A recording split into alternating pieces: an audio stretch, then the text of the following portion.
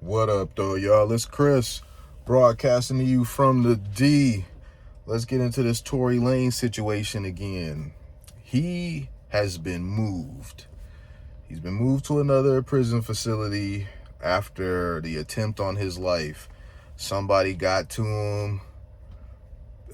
They stabbed him 14 times.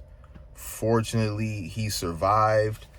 TMZ shared a video of it, man, and that was rough. I mean, that guy, you already know, dude was trying to end him, just the fact that he got him 14 times.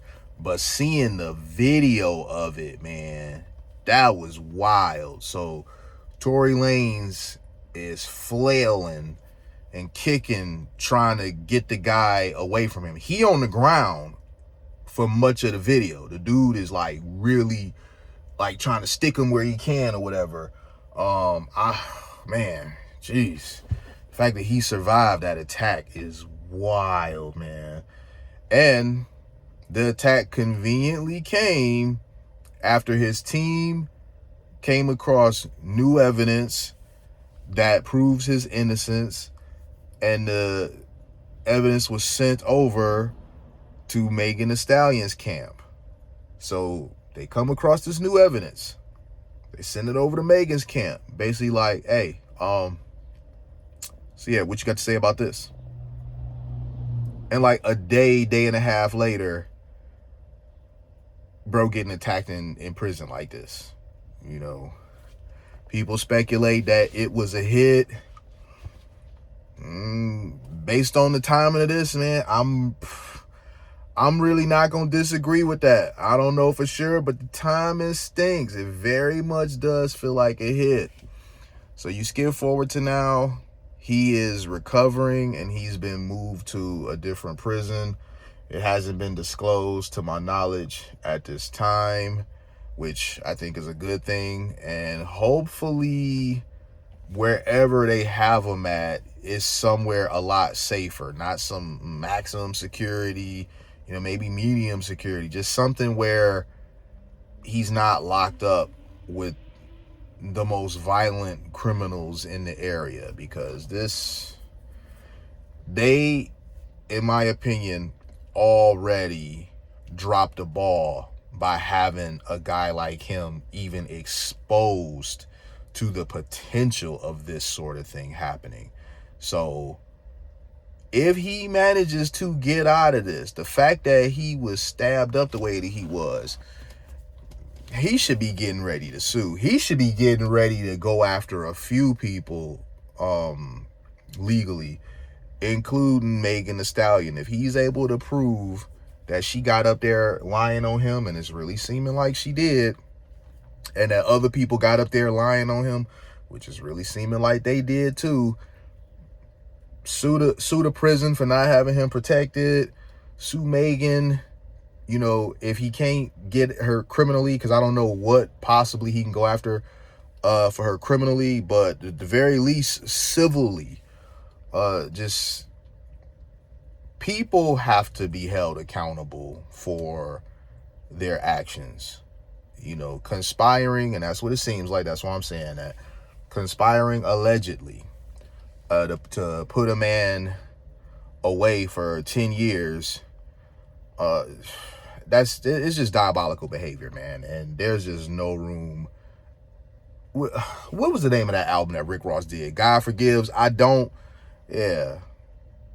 sounds about right for a situation like this. I would have no ounce of forgiveness in my body if not only was y'all gonna sit back and let me be up in there for 10 years.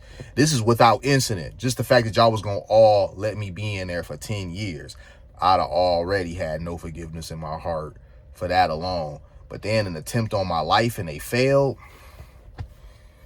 Nah, man, I'm sorry. That turn the other cheek stuff, that be the bigger man stuff, I wouldn't be trying to hear none of that.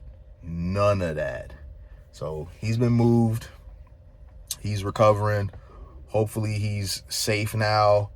To my understanding, there's been some additional audio that has also been gathered, some audio that'll be used. He should get a retrial, period. He should absolutely get a retrial. I think they're presenting more than enough stuff to be able to get a retrial. I mean, minimum a retrial. But yeah, there's some audio that's been gathered that also supports that he didn't do this. So I was never really convinced of this whole thing in the first place, because it just kept changing. She stepped on glass, then she was shot, then somebody else shot her, then Tory shot her, then somebody else shot her, then now, okay, for sure it was Tory that shot her.